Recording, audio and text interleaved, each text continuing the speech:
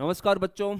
आज अपन जो है जनरल साइंस का दूसरा पार्ट कोशिका का सेकंड पार्ट अपन स्टार्ट करते हैं, जिसमें अपना टॉपिक रहेगा पादप व जंतु कोशिका का अंतर। तो इसके अंदर अपन देखेंगे कि प्लांट सेल और जंतु सेल्स के अंदर क्या क्या डिफरेंस है। तो चलो स्टार्ट करते हैं। आपके सामने डायग्राम दिया हुआ है, ये पादप कोशिका का डायग्राम है और ये जंतु कोशिका का डायग्राम है। इनमें क्या क्या डिफरेंस होता है वो अपन पढ़ते हैं। तो चलो स्टार्ट करते हैं। अपन इधर लिखते हैं पादप कोशिका। इनमें जो भी डिफरेंस है वो अपन जानेंगे। और दूसरी तरफ अपन देखते हैं वो है आपकी जंतु कोशिका। इनमें क्या क्या डिफरेंस है वन बाय वन अपन देखते हैं। सबसे पहला डिफरेंस अपन देखते हैं इनकी आउटर कवरिंग को लेकर, आवरण को लेकर। आउटर कवरिंग को लेकर जो है सबसे पहले अपन इसका क्या देखते हैं, डिफरेंस देखते हैं। आवरण यानी कि आउटर कवरिंग। तो आपको सबको पता है कि पादप कोशिका का सबसे बाह्य आवरण जो है वो क्या होता है, कोशिका भित्ति होता है। तो आप लिखोगे पादप कोशिका का सबसे बाह्य आवरण जो है वो क्या होता है, कोशिका भित्ति का होता है, कोशिका भित्ति का बना होता है। कई बार यह भी पूछा जाता है कि कोशिका भित्ति का संघटक क्या है, अर्थात कोशिका भित्ति जो है वो किससे मिलकर बनी होती है। तो याद रखिए पादप कोशिका की कोशिका भित्ति जो है वो सेलुलोज व हेमीसेलुलोज, मुख्यतः किसकी बनी होती है, सेलुलोज और हेमीसेलुलोज की बनी होती हैं। तो ये आपको ध्यान रखना है कि पादप कोशिका का सबसे बाह्य कवरिंग कोशिका भित्ति होती है और कोशिका भित्ति के बाद में कोशिका झिल्ली पाई जाती है। कोशिका भित्ति जो है वो कौन से संघटक पाए जाते हैं, सेलुलोज और हेमीसेलुलोज से मिलकर बनी होती है। और एक चीज और याद रखनी है, कोशिका भित्ति जो है वो कैसी संरचना होती है, निर्जीव संरचना होती है। कैसी संरचना होती है, निर्जीव यानी कि मृत संरचना होती है। ये आपको ध्यान रखना है। अब आगे की तरफ बढ़ते हैं, जंतु कोशिका में देखते हैं। तो आपको पता है कि जंतु कोशिका में कोशिका भित्ति अनुपस्थित पाई जाती हैं। तो सबसे पहला पॉइंट क्या है, कोशिका भित्ति जंतु कोशिका में क्या होती है, एब्सेंट पाई जाती है। तो आपसे पूछ ले कि इसकी आउटर कवरिंग क्या होगी, आउटर कवरिंग क्या होगी। तो कोशिका भित्ति के नीचे क्या पाई जाती है, कोशिका झिल्ली। तो जंतु कोशिका की जो आवरण है, जो कवरिंग है, जो आउटर कवरिंग है वो किससे बनकर बनी होती है, किसकी बनी होती है, कोशिका झिल्ली की बनी होती है। क्या पाई जाती है आउटर कवरिंग, कोशिका झिल्ली पाई जाती है। तो ये आपको डिफरेंस याद रखना है। पहला डिफरेंस है आवरण को लेकर करना है कि जब पादप कोशिका होती है उसकी आउटर कवरिंग जो है वो कोशिका भित्ति होती है, वो निर्जीव संरचना होती है और किसकी बनी होती है, सेलुलोज हेमीसेलुलोज से मिलकर बनी होती है। मुख्य संगठक हैं, इसके अलावा और भी संगठक होते हैं, वो अपन जब कोशिका भित्ति पढ़ेंगे तब अपन सविस्तार से उसको जानेंगे। जबकि जंतु कोशिका में कोशिका भित्ति अनुपस्थित पाई जाती है। जब कोशिका भित्ति नहीं पाई जाएगी तो आउटर कवरिंग क्या होगी, कोशिका झिल्ली होती है। पहला डिफरेंस है। अगला अपन डिफरेंस देखते हैं, वही आपको देखना है पादप कोशिका और जंतु कोशिका में। इधर मैं लिख देता हूं पादप कोशिका और दूसरी साइड में वही अपन लिख लेते हैं कौन सी, जंतु कोशिका। इनमें अगला डिफरेंस क्या है, अगला अंतर क्या है वो अपन देखते हैं। तो देखिए अगला डिफरेंस अपन देखते हैं पर्णहरित। पर्णहरित यानी कि इंग्लिश में इसको बोलते हैं क्लोरोफिल। इंग्लिश में क्या बोलते हैं, क्लोरोफिल बोलते हैं। इसको लेकर अपन समझते हैं। तो देखिए पादप कोशिका के अंदर क्लोरोफिल पाया जाता है। क्या पाया जाता है, क्लोरोफिल क्या होता है, प्रेजेंट होता है, अर्थात उपस्थित पाया जाता है।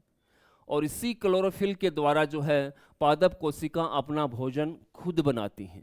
पादप कोशिका जो है अपना भोजन खुद बनाती हैं। क्यों, क्योंकि उसकी कोशिका में क्लोरोफिल पर्णहरित पाया जाता है।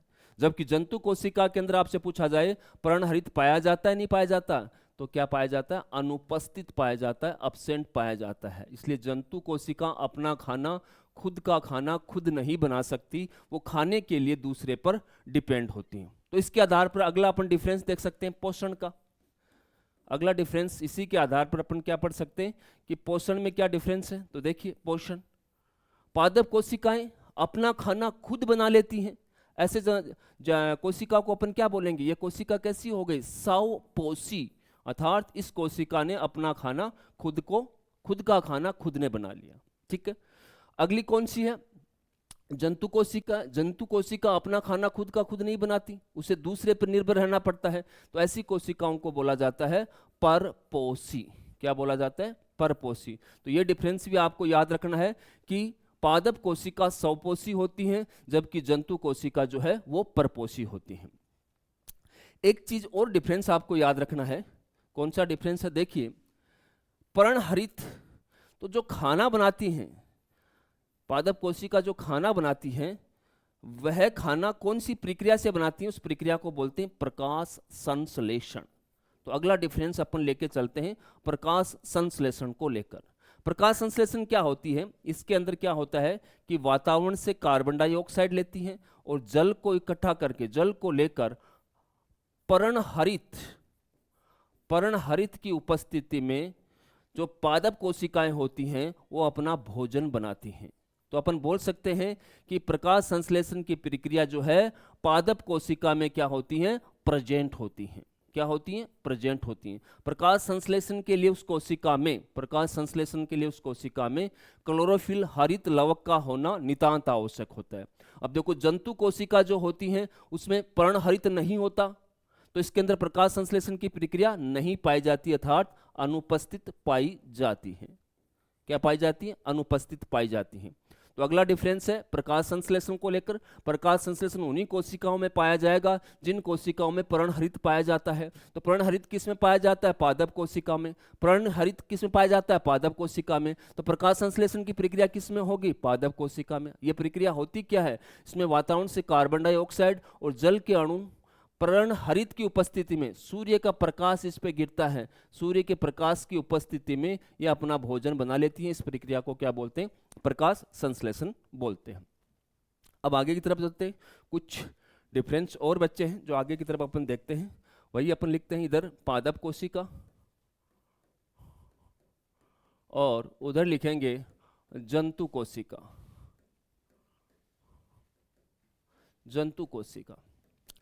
अगला डिफरेंस जो है वो कुछ कोशिकांग का है। किसका डिफरेंस है साहब? कुछ कोशिकांग का डिफरेंस है। कोशिकांग का मतलब कोशिका में पाए जाने वाले अंगों को क्या कहा जाता है? कोशिकांग कहा जाता है। तो देखिए, कुछ कोशिकांग है, जैसे मैं लेता हूं लाइसोसोम। तो याद रखिए, पादप कोशिका में लाइसोसोम एब्सेंट पाया जाता है, अनुपस्थित पाया जाता है, जबकि जंतु कोशिका में प्रेजेंट पाया जाता है। ये भी क्या है? डिफरेंस है। अगला तारक काय। तो याद रखिए, तारक काय जो है वो पादप कोशिका में क्या होती हैं? एब्सेंट पाई जाती हैं, जबकि जंतु कोशिका में क्या पाई जाती हैं? प्रेजेंट पाई जाती हैं। ये डिफरेंस भी आपको याद रखना है। अगला डिफरेंस है वो रिक्तिका को लेके है और रिक्तिका को लेकर के है। तो मैं एक बार आपको डायग्राम फिर दिखाता हूं, तो स्टार्टिंग में आपको दिखाया था। अब देखिए, इस डायग्राम में देखिए, ये आपको जो संरचना दिख रही है, ये संरचना, ये सबसे बड़ी संरचना आपको दिख रही है, इसी को क्या बोलते हैं? और रिक्तिका बोलते हैं। क्या बोलते हैं? और रिक्तिका बोलते हैं। क्या बोलते हैं? और रिक्तिका बोलते हैं। तो रिक्तिका कैसी है? बड़ी है। और बड़ी है तो कहां स्थित है? कोशिका के मध्य में स्थित है। कहां पर स्थित है? मध्य में स्थित है। जब मध्य में रिक्तिका आ जाएंगी तो केंद्रक जो है वो साइड में क्या हो जाता है? सरक जाता है। अब देखो, इसमें केंद्रक जो है वो साइड में सरक गया, अर्थात केंद्रक जो है वो कोशिका के प्रीदीय भाग, ये भाग जो है वो कौन सा है? प्रीदीय भाग है। केंद्रक जो है वो कोशिका के प्रीदीय भाग की ओर खिसक जाता है। तो आपसे पूछा जाए कि पादप कोशिका में रिक्तिका की क्या स्थिति है, तो आप बोलोगे साहब बहुत बड़ी रिक्तिका पाई जाती है। और कहां पाई जाती हैं? एकदम कोशिका के मध्य भाग में पाई जाती हैं। जब रिक्तिका कोशिका के मध्य भाग में बड़ी सी रिक्तिका पाई जाएगी तो उसका केंद्रक जो है वो प्रीदीय भाग की ओर विस्थापित हो जाता है। और यही डिफरेंस अगर अपन जंतु कोशिका में देखें तो जंतु कोशिका में सामान्यतः रिक्तिका अनुपस्थित पाई जाती हैं। अगर कुछ कोशिका में पाई भी जाती हैं तो छोटी छोटी रिक्तिकाएं पाई जाती हैं, और छोटी छोटी रिक्तिकाएं पाए जाने की वजह से उसका केंद्रक हमेशा मध्य भाग में स्थित पाया जाता है। तो ये डिफरेंस अपन आगे की तरफ लिख लेते हैं। आपको समझ में आ गया होगा। रिक्तिका, तो पादप कोशिका की रिक्तिका कैसी होती है साहब? बड़ी होती है। कैसी होती हैं? बड़ी होती हैं। कहाँ स्थित होती हैं? कोशिका के मध्य में स्थित होती हैं। कहाँ पर स्थित होती हैं? कोशिका के मध्य में स्थित होती हैं। जबकि जंतु कोशिका में सामान्यतः क्या होती हैं? अब्सेंट पाई जाती हैं। सामान्यतः क्या होती हैं? अब्सेंट पाई जाती हैं। क्या होती हैं? सामान्यतः अब्सेंट पाई जाती हैं। अब्सेंट पाई जाती हैं या कभी कभी या किसी में पाई जाती हैं वो छोटी छोटी रिक्तिका पाई जाती है।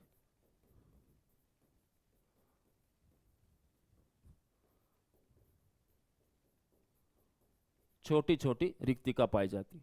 तो जंतु कोशिका में सामान्यतः रिक्तिका क्या होती है? अनुपस्थित पाई जाती है, या कुछ कोशिका में पाई जाएगी तो छोटी छोटी रिक्तिका पाई जाती है। तो ये डिफरेंस है पादप कोशिका और जंतु कोशिका में। ठीक है, अब अपन चलते हैं नेक्स्ट अपना क्या है?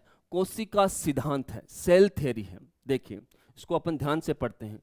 कोशिका सिद्धांत किसने दिया? सबसे पहले अपन देखते हैं कि सिद्धांत कौन से वैज्ञानिक ने दिया। तो अपने को सबसे पहले क्या याद करना है कि कौन से वैज्ञानिक ने कौन सा सिद्धांत दिया।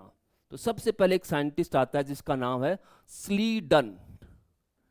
साइंटिस्ट का नाम है स्लीडन ने 1838 ईस्वी के अंदर 1838 ईस्वी के अंदर पादपों में कोशिका सिद्धांत दिया। किसमें दिया?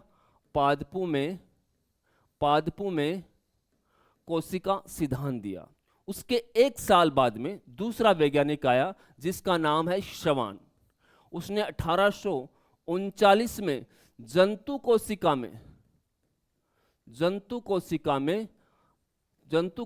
में कोशिका सिद्धांत प्रतिपादित किया। इसका मतलब आपसे सेल थ्योरी के वैज्ञानिक पूछे जाएं तो दो वैज्ञानिकों के नाम ये आपको हमेशा याद रखने, स्लीडन और श्वान।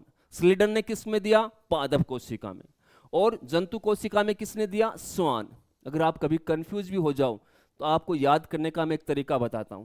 श्वान किसको बोलते हैं? कुत्ते को बोलते हैं। श्वान किसको बोलते हैं? कुत्ते को बोलते हैं। और कुत्ता क्या होता है? जंतु होता है। तो आप ऐसे भी याद कर सकते हो, श्वान ने जो कोशिका सिद्धांत है वो जंतु कोशिका में दिया, जो बच गया स्लीडन वो किसने दिया? पादप कोशिका में दिया।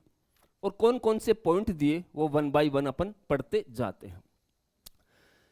सबसे पहला पॉइंट उन्होंने ये बताया कि कोशिका शरीर की संरचनात्मक व क्रियात्मक इकाई होती है। ये मैं आपको पहली क्लास में ही बता चुका हूं। अपना संपूर्ण शरीर जो है वो छोटी छोटी कोशिकाओं से मिलकर बना होता है, अर्थात शरीर की सबसे छोटी इकाई जो है वो क्या होती है? कोशिका होती है। तो पहला पॉइंट क्या दिया? कोशिका शरीर की संरचनात्मक व क्रियात्मक इकाई होती है। संरचनात्मक का मतलब इससे संपूर्ण शरीर मिलकर बना होता है, और क्रियात्मक का मतलब शरीर के अंदर जितने भी काम हो रहे हैं वो सारे के सारे काम जो हैं वो कोशिकीय स्तर पर संपन्न होते हैं। जैसे उदाहरण के तौर पर आप मान लो कि आपसे पूछा जाए कि रक्त को पंपिंग करने का कार्य कौन करता है, तो आप बोलोगे सर्कुलेटरी सिस्टम करता है। कौन करता है? सर्कुलेटरी सिस्टम करता है। उसके अंदर भी जाओगे तो हृदय करता है। हृदय के अंदर भी जाओगे तो हृदय में जो ऊतक पाए जाते हैं वो करते हैं। और ऊतक के अंदर भी आप गहराई से जाओ तो हृदय की कोशिकाएं जो है वो पंपिंग का कार्य करती हैं। तो सबसे छोटी इकाई क्या हो गई? आपकी कोशिका हो गई। अर्थात ये शरीर की संरचनात्मक और क्रियात्मक इकाई होती है। ये सेल थ्योरी का पहला सिद्धांत है। दूसरा इसने ये बताया कि कोशिका जो है वो आनुवांशिकता की भी इकाई है। कोशिका आनुवंशिकता की भी इकाई है।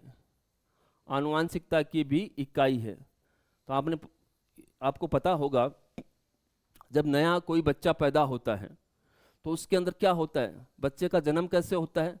तो सबसे पहले निषेचन होता है, और 2 युग्मकों में निषेचन होता है। एक शुक्राणु होता है और एक अंडाणु होता है। शुक्राणु खुद कोशिका होती है और अंडाणु खुद कोशिका होती है। तो आपसे पूछ लिया जाए कि किसी भी औलाद के अंदर जो गुण आते हैं वो गुण किसके गुण होते हैं? उसके माँ बाप के गुण होते हैं। और माँ बाप क्या देता है? नर देता है, वो शुक्राणु देता है, और माँ क्या देती है? अंडाणु देती है। तो उस कोशिका के अंदर वो सारी की सारी सूचनाएं होती हैं जो उसको अपनी औलाद को देनी होती हैं। तो आपको अगर युग्मक ध्यान में है तो नर युग्मक कौन होता है? शुक्राणु, वो एक कोशिका होती है। तो आनुवांशिकता की इकाई हो गई। अगर मादा में बात करें तो जो उसका युग्मक क्या होता है वो अंडाणु होता है। अंडाणु खुद क्या होती है, कोशिका होती हैं, अर्थात वो भी क्या है, आनुवांशिकता की इकाई है। इसलिए अपन बोल सकते हैं कि एक पीढ़ी से दूसरी पीढ़ी के अंदर जो गुण लेके जाता है वो क्या होता है, कोशिका होती है। ये बात आज के दिन गलत है। उस समय स्लीडन और स्वान ने उस समय बताया जिस समय जो है डीएनए का ढंग से खोज नहीं हुई थी, ठीक है, उस समय उन्होंने बताया। बाद में तो क्या हुआ, कोशिका पर बहुत सारे रिसर्च होने लगे, कोशिका के अंदर केंद्रक खोजा गया, केंद्रक के अंदर गुणसूत्र खोजा गया और गुणसूत्र के अंदर भी डीएनए खोजा गया। तो वो आनुवंशिक सूचनाएं आज के दिन तो जो है वो आपको कहाँ मिलेंगी, डीएनए के अंदर मिलेंगी। लेकिन 1838 1839 में इतना नॉलेज नहीं था, तो लोगों ने जो है कोशिका को ही आनुवंशिकता की इकाई मान ली। आज तो आनुवंशिकता की इकाई अपन जो है जीन मानते हैं। क्या मानते हैं, जीन मानते हैं। और जीन से भी छोटी संरचना आजकल लोग मानने लगे हैं, वो क्या है, न्यूक्लियोटाइड का क्रम, ठीक है। लेकिन उसके समय के लिए बात जो है वो सत्य थी। आज के दिन ये हर चीज जो है वो कोशिका सिद्धांत की हर चीज को जो है गलत साबित किया जा रहा है। तो ये गलत भी साबित है आज के हिसाब से ये बात जो है वो गलत है, लेकिन उस समय के हिसाब से वो बात सही थी, ठीक है। अगला तीसरा पॉइंट जो है वो क्या है कि जब भी कोशिका को संख्या बढ़ाना होता है, विभाजन करना होता है, तो कोशिकाएं विभाजन से कोशिकाएं अपनी संख्या बढ़ाती हैं, विभाजन से कोशिकाएं अपनी संख्या बढ़ाती हैं, ठीक है। तो एक वैज्ञानिक और आया, इस सिद्धांत को कहां से लिया गया, एक वैज्ञानिक ने एक कथन दिया था, उस कथन से जो है ये सेंटेंस चुराया हुआ है। वैज्ञानिक का नाम था रूल्डॉफ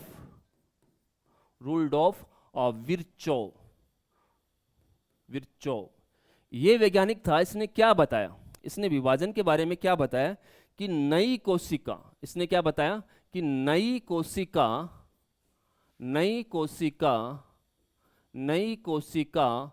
पूर्ववर्ती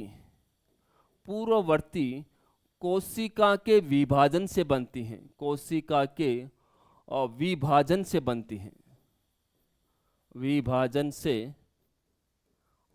हैं, ये बात सबसे पहले किसने बताई, और रूल्डॉफ विर्चोव ने बताई। फिर इसको जो है इसी सेंटेंस को जो है इस रूप में प्रदर्शित कर दिया कि विभाजन से कोशिकाएं अपनी संख्या बढ़ाती हैं, किसने, स्लीडन और स्वान ने।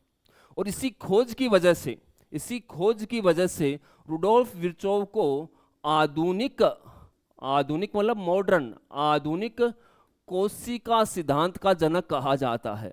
आधुनिक कोशिका सिद्धांत का जनक कहा जाता है। तो क्वेश्चन आ जाए, कोशिका सिद्धांत के जनक वो दोनों हैं, और आपसे पूछ लिया जाए कि आधुनिक कोशिका सिद्धांत का जनक कौन है, तो अब आंसर आपका चेंज हो जाएगा। आंसर क्या जाएगा, रूल्डॉफ विर्चोव, क्योंकि उसने क्या खोज की कि नई कोशिकाएं जो हैं वो पूर्ववर्ती कोशिका के अविभाजन से बनती हैं। तो ये संपूर्ण जानकारी आपकी थी कोशिका सिद्धांत से लेकर, ठीक है, आपको समझ में आया होगा। चलो अब नेक्स्ट स्लाइड पे चलते हैं। नेक्स्ट स्लाइड जो है वो कोशिका का आकार को लेकर है, तो इसको अपन ध्यान से समझते हैं। कोशिका का आकार, कई बार इससे क्वेश्चन पूछे जाते हैं, कौन सी बड़ी कोशिका होती है, कौन सी छोटी कोशिका, हर एग्जाम में पूछा जाता है। सबसे पहला आया कि सामान्य कोशिका का आकार कितना होता है। तो याद रखिए, सामान्य कोशिका का आकार जो है वो मापा जाता है माइक्रोमीटर, 1 माइक्रोमीटर के आसपास होता है। सामान्य कोशिका जो है उसका आकार जो है वो 1 माइक्रोमीटर के आसपास होता है। और सामान्य कोशिका, चाहे कोई भी कोशिका हो, उसको अपन नग्न आंखों से नहीं देख सकते, अर्थात आपको कोशिका देखने के लिए आपको माइक्रोस्कोप की जरूरत पड़ेगी। तो ये पॉइंट आप लिख सकते हो कि नग्न आंखों से कोशिका को नहीं देखा जा सकता, कोशिका को नहीं देखा जा सकता है। इसके लिए आपको माइक्रोस्कोप लगेगा, नहीं देखा जा सकता है। अब अगला क्वेश्चन बहुत ही महत्वपूर्ण, कितने भी स्टार लगाने उतने स्टार लगा लो, रेड स्टार लगा देता हूँ क्योंकि ये सारे इंपॉर्टेंट हैं, कितने जितने स्टार लगाने उतने स्टार लगा लो, इसको भी जितने स्टार लगाने वो लगा लो, और इसको भी आप जितने स्टार लगाने वो लगा लो, क्योंकि ये क्वेश्चन एग्जाम में पूछे जाते हैं, पूछे जा रहे हैं। सबसे छोटी कोशिका, तो याद रखिए सबसे छोटी कोशिका किसकी होती है? माइकोप्लाज्मा, माइकोप्लाज्मा लेडलवी, लेडल ऑफ वी, लेडल ऑफ वी। कितना आकार होता है साहब? 0.1 माइक्रोमीटर से 0.5 माइक्रोमीटर से कम होता है। से क्या होता है? से कम होता है, से कम होता है, अर्थात 0.1 माइक्रोमीटर से कम होता है। और सबसे बड़ी कोशिका आपको पूछ ली जाए तो शुतुरमुर्ग का अंडा, शुतुरमुर्ग का अंडा, और उसका आकार कितना होता है? 170 से लेकर 130 mm होता है। सबसे बड़ी कोशिका शुतुरमुर्ग का अंडा होता है, सबसे छोटी कोशिका माइकोप्लाज्मा लेडलवी होती है, और शरीर की सबसे लंबी कोशिका आपसे पूछ लिया जाए तो तंत्रिका कोशिका इसका जवाब जाएगा। क्या जाएगा? तंत्रिका कोशिका।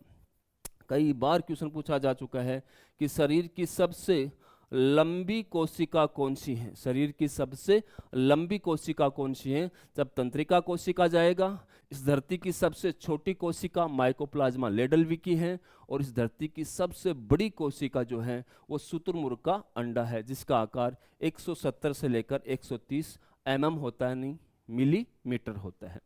तो इस क्लास में इतना ही। कोशिका के बारे में अपने इसके अंदर जो है पादप जंतु कोशिका का डिफरेंस देखा, कोशिका सिद्धांत देखा अपने, और कोशिका का आकार के बारे में अपने जाना। धन्यवाद।